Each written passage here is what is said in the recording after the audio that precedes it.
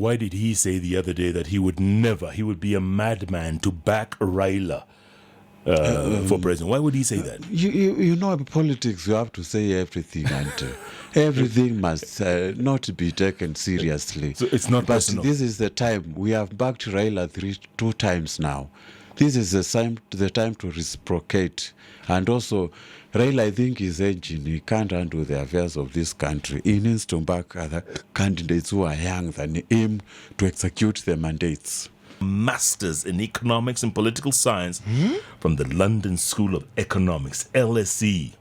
We talk about LSE from Kibaki onwards. I mean, we took out Watukama Awali and the LSE. Oh. So it's no joke. He's a first-time MP from Mwingi West. We welcome Charles Nguna to the studio. Mheshimiwa, karibu sana. Asante. Good to see you. Welcome. Yes. Your beginnings were very humble. Yes. Tell us about that. First of all, I was raised up by my relatives. Let me say not my parents, because immediately my parents left the country when they were so young, and I was only 2 years old. They left to go where? To Greece. They still live in Greece, Athens. And my grandfather, my grandmother, my uncles, my aunts, from the paternal side, we come from a very humble background. Right. Because you recall my grandfather had 8 wives, and all of them used to compete for few resources. And sure. Our family wasn't really well off in terms of everything, and we went through a lot of issues, and Ukamban sometimes used to get very dry, and we used to depend on relief food during those days. And I think the family background was very bad, but right now things started looking up when I was in Form 1. It's when my parents came back and started raising me up, and we saw the light. But from the aspect, if I share you the photos, when I was 5, 6 years up to 15 years, you will not believe what we went through, walking barefooted, going using only uniform, a school uniform, to go to churches, to go to markets and everything. We having only one cloth and no shoes at all. So it's a humble background, actually. And I appreciate, had I not gone through that life, I would not be actually that humble in life. Tell me, why did they go to Greece? To study. My parents, my dad is a pharmacist. Okay. He went to Greece to study there, and he successfully did his job. My mom also was a student, and just students from nowhere and staying in a foreign country. It took them almost over 10 years to settle, because a student, basically, you have to strain. My mom actually shares a story that I usually shed tears when I listen to her. She used to wash donks when she was a student, but eventually she got a very well-paying job. We thank God for that. My parents have gone through a very bad experience in Europe, and I think all Kenyans go through the same when you relocate to another country. And actually, racism then used to exist in 80s. Right now, the world is transforming and accepting all the races are equal. But I appreciate still what they have gone through. Jeff, in life, if you have to succeed, you have to experience all the forms of life for you to appreciate one another. I don't regret at all actually walking barefoot. I don't regret at all actually sleeping hungry. It makes me appreciate basic things. You can lack basic things and still make it in life. Sure. And that is what majority of Kenyans go through. Absolutely. Yes. And coming back to your story, when was the first time you saw your parents after they went away? How old were you? Do you remember? I was actually 12 years. 12? Yes. Did you recognize them? Did you know who they were? I used only to see their photos. They had left, and I recognized them, and they used to know me. And remember, there was no telephone, there was no internet, there was nothing. So we used to send photos through the mail. Post office. Yes, P.O. post box. office, Yes. P.O. box. Yes. In Greece, you don't call it. I think I used to write Tetrapolios 10 to 12 or something. You name. You use streets in Athens. You don't use P.O. box. Right. Yes. So letter is delivered physically at your residence in Greece. It's a very modern and good system. Unlike us in Kenya, where we are still using P.O. box. Yeah. We honestly we need to do that. We need to start coming up with a good system where your things can be delivered at your doorstep. Otherwise, it's an outdated system. We're still very backward in some ways. Yes. Your parents eventually came back. They came back, and that time they were a little bit stable. Not really stable, but they are very hardworking. And they're still around? People. They are not. They in Greece. They still in Greece. They still live in Greece? Yes. Do you ever visit them? Now is that 6 years since. In Greece? In Greece. In Athens. So they speak that language? They speak Greek? They speak pure Greek. Actually, Greek. They speak better than the Kikampa, itself. It's a very good, very rich language indeed. Yes. And I still speak a little bit. You speak a little bit of Greek? Yes. Say something in Greek for us. Just say, hello. It's morning. Yes. Kalisperasas. Kalisperasas. I've just greeted you. Good morning. Good morning.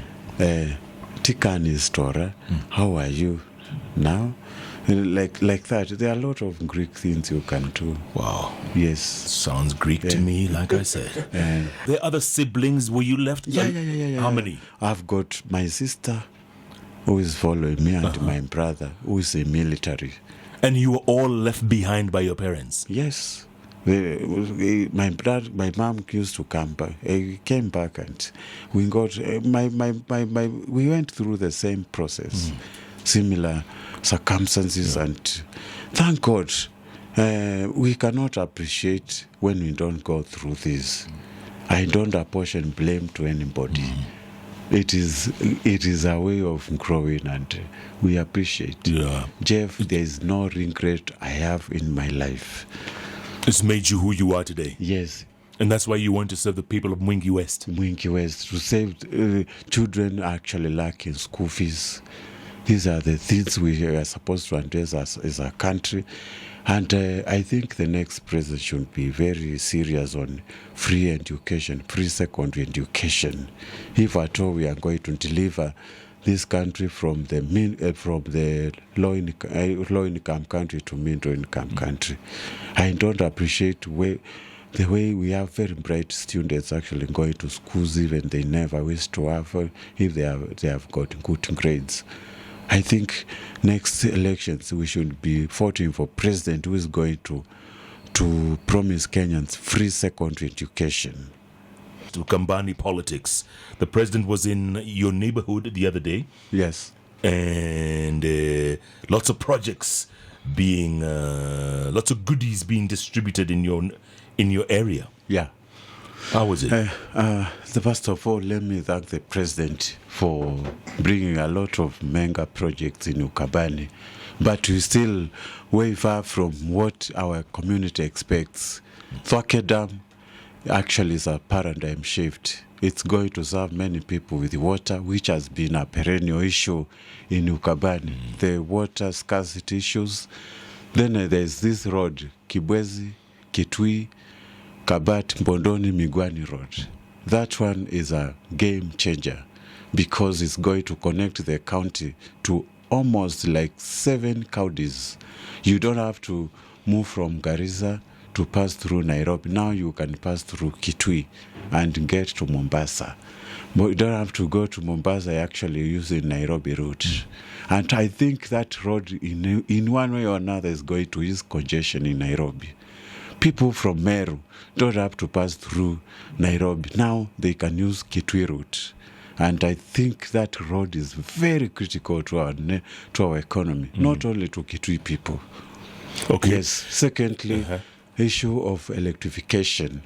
There are several stations which have been set, and one is in my constituency, Kangiga, somewhere around Kangiga. And the president has really done a lot in terms of electrification, but more is needed. More, Jeff, is still needed to ensure each and every homestead gets electrified. Sure. And meanwhile, your leaders were busy jostling for position with the president there, you know. What is that about? I think this was a media creation. You're blaming us for that. Because I recall when we were actually planning for the visit, and we convened all of us, the members of parliament and governors and our party leader, Kalonzo Musyoka. And where we could not increase where he's going to visit. But now everything is settled. There was no actually jostling about the president. And the only thing I can correct Kenyans, I saw them actually complaining about the Raila visit to Kambani. Everybody is welcome to Kambani to do his own things, and Raila is a Kenyan like Kenyattas. We need to do away with this notion: if you are Luo, you can only visit Nyanza. If you are Kamba, you can only go to Machakos, Kitui, Makueni. No, everybody is entitled to go anywhere in this country. Even I wish Deputy President could have also meant to the trip to accompany the president and see what Ukamban people needs in case he becomes a president. Sure, but Wiper leader was very surprised to see Raila there, by the way. He was very surprised. He was not aware. I think he wasn't. This is just what we call the perception or the media creation. Kalonzo Musyoka is comfortable with Raila, and we are family in one Okoa, Kenya. And we are not closing any door. We want to open for everybody to join this alliance, because we need an inclusive government actually for all Kenyans, the 42 tribes. If you are president, you need to, if you are presidential candidate, if you don't have manifesto in uniting all the 42 tribes, then you deserve to be elected. There's some people who say Kalonzo's losing relevance by the day. He's being overtaken by events, and other governors like Kitui's Charity Ngilu and Machakos' Dr. Alfred Mutua. They say he's losing relevance. You know, Jeff, when some people actually think their political careers are coming to menopause, they seek a lot of relevance, and I think you saw what happened in Machakos County. And everybody was predicting Mutua will floor Kalonzo. But he ended up actually losing badly and even withdrawing his candidature.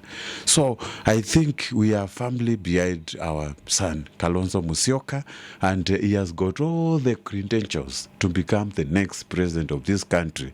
Look at the way he has run his affairs. When he was deputy president, he gave Kibaki a lot of ample time to run, and that's why Kenyans are enjoying this kind of governance. You can record during Kibaki's time, economy, social aspects, everything was just falling in place, which is very good. And that is because of working with a vice president who was cooperative to the president. Yeah, so why did he say the other day that he would be a madman to back Raila for president? Why would he say that? You know, in politics, you have to say everything, and everything must not be taken seriously. So it's not personal. This is the time. We have backed Raila two times now.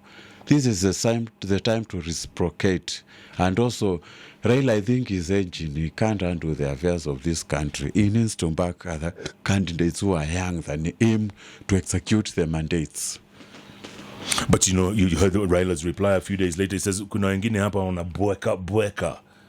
Yeah, backing is the end of the day in politics. Political bickering, we accept it, but that was an insult to a person who has supported him for almost a decade, actually.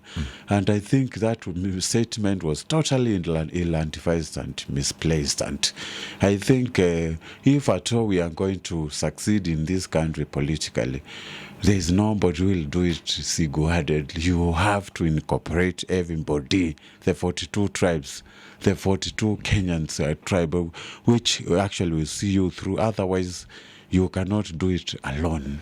But tell me something, Kalonzo today, do you think if he stood against William Ruto, do you think he would stand any chance if it was the two of them?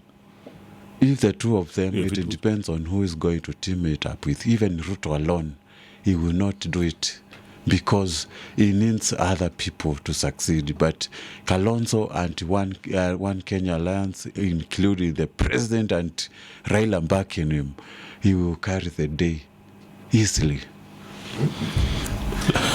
Really? Yes, He will carry the day. easily. Tell me something, is BBI dead? Is it dead and over? I think, first of all, the process which was followed by the team wasn't right and constitutional. And it's time we learn to listen people. It's time we learn to listen our lawyers and judges and other people. BBI was not properly constituted. I think there are a lot of loopholes which need to be sealed. As far as I'm concerned, you need to create constituencies actually 1 year before elections. We are running out of time. We are in July, and August next year we'll be having elections. As far as I'm concerned, we need now to sit down 2022, 2023 to come up with proper constitution which will improve, not actually retrogress the other one, 2010 constitution. That is why I'm saying we may not have BBI before 2022, Yeah. practically speaking, unless you postpone elections for at least a year. There is no BBI before 2022. Mheshimiwa, speaking of elections, you're going to run again in Mwingi West. Yes. Why? First of all, I believe I've delivered beyond expectations. And if you interact with my people, everybody's happy. And still, I think my area still needs a lot of development in terms of electrification, a lot of roads network, a lot of school infrastructure, a lot of security issues. And I think if given another chance, I am even going to do better, because I was just exploring the systems. Now I am firmly in the system. I believe I can even do more than what I have done in terms of projects and delivery. You're only 39 years old. Yes. 39. Yes. You haven't... Hujachoka? I'm just beginning, actually. Majority of the time, if you go back to the old days, people used to become MPs when they were 60s, when they were retiring. Right now, Jeff, if you look at the composition of the age groups in the parliament, we are in the right place now. This is the time for Kenyans to start giving young people leadership, so that we can experience dynamism in leadership. You know, every year, every election year, we keep hearing the same thing. We are tired of hearing the same things. Yes. Well, you know, it's like a broken record. Yeah, it is.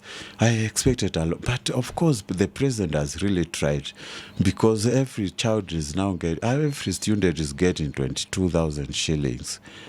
But we need to move from that. Developed countries, there's free primary education, free secondary education, and even university. You just need to go and study. You don't have to worry about school fees. That is one of the major issues we have with bright students. You are bright, you can't be allowed to go to class because you don't have money, and it's one basic right. Actually, constitutionally, everybody is entitled to get education. But still, practically, we are not implementing this. The 2010 constitution has not been implemented properly. Yeah, and yet, if we do it, we are going to take this country to another level. And yet they want to keep changing it. They want another referendum already. And you said we haven't implemented the first one. Not necessary when we are facing this economic, social, health crisis. That is according to me. But you have to admit, Mheshimiwa, devolution has worked. For the most part. For the governors who are serious in helping people, it has worked. For the governors who are corrupt, it hasn't worked. And it is the responsibility of the governors to ensure their regional areas are fully developed. Otherwise, if you get a governor who is not serious in implementing the projects, you will be left behind. And I can see Ukambani, we are enjoying devolution. We've seen a lot of things. You saw what Mutua actually commissioned to the president the other day. Things can be done. We have money. Kitui County gets 12 billion. If you give each constituency, the 8 of them, 1 billion, it will do a massive, massive transformation in terms of water, in terms of roads and delivery network. Yeah. Yes. Tell me something. Someone like you, 39-year-old, one-time MP from Mwingi West, would you want to one day run for president? Could you see yourself? Why not? But at the moment, let me say, Jeff, I'm only focused the next 5 years. The rest, I leave to God. You never know. Like 2015, I used to detest politics. I used to hate politics when I was in corporate world. I never used to like politicians. If you go back to my Facebook pages, I used to condemn everybody. I used to think MPs are the ones who are the main cause of Kenyans' problems. But when I joined, I changed the perception. You never know. At the moment, I'm only focusing on retaining my seat 2022 to serve our people. But you never know. In life, you can become anything. Without Barack Obama, you become the president of the world, of the United States of America. None of us ever expected. Never. Or ever thought. Never. Actually, I could have said we would never have a black president in the United States of America. Yeah. But it happened. Yeah. So in life, don't close opportunities. You never know. Yeah, but Mheshimiwa, here we're always recycling the same people. It's the same players, same monkeys, different forest. Or is it same forest, different? What is it? Yeah, that is the problem with this country. A new candidate comes, this one is not known. Are you electing popularity or ideologies? That's the question we need to ask Kenyans. If you're electing somebody because he comes from a rich family, you are not considering the other ingredients, actually. Yeah, as Kenyans, we that's where we fail. Look at, for example, if you want to get a governor seat in this country, and I'm sorry to say that, just become corrupt. And I'm sorry to say that we have got individuals who are very corrupt in previous government, and they end up using the same money to get gubernatorial. And they win. And they win. And I don't have to mention names. You've seen them. Yes. So I think it is high time for Kenyans to start evaluating people based on ingredients they have. But is the problem Kenyans? What is our problem? Our problem is the culture of trusting rich people. They don't believe a poor man can become a president. You don't believe a poor man can become a member of parliament. You don't believe a poor man can become a governor. You can be poor but full of ideologies and integrity. Yeah. And I am sorry to say that we usually get it wrong. You have to be in the system. You have to be a tribal kingpin for you to become a president, which is really quite unfortunate. And this young generation need to change. Are they changing? Are they listening, Mheshimiwa? They are not. I'm not even seeing. I have not seen. We are not even moving a single inch when it comes to issues of elections. You will find a young man in university actually believing the next president should come from Rift Valley or Central Kenya. If somebody expresses his will to become a president and you are Maasai, they will say Maasai people don't have votes. Who votes? Is it Kenyans or Maasai? That's the question we need to do. And if the young politicians and young Kenyans can actually change this perception, you have to become a 40-rich community to become a president, we will be home and dry. Yeah, yes. 39. It'll take you another 30 years before we get there. Yes. It'll take not even that. we may even end up taking a century if we are not careful.